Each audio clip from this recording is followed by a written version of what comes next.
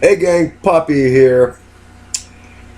It's Halloween 2019, 4 o'clock in the afternoon.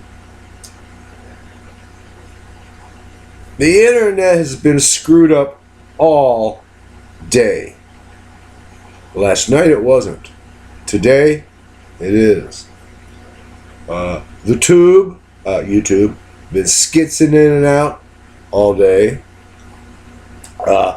The internet in general, skitzing on and off all day.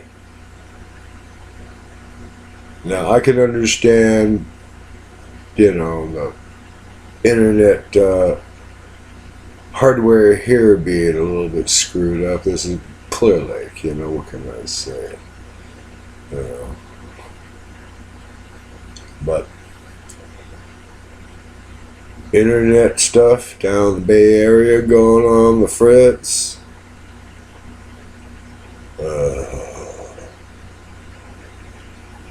If PG&E managed to screw up a whole bunch of internet hardware with their games,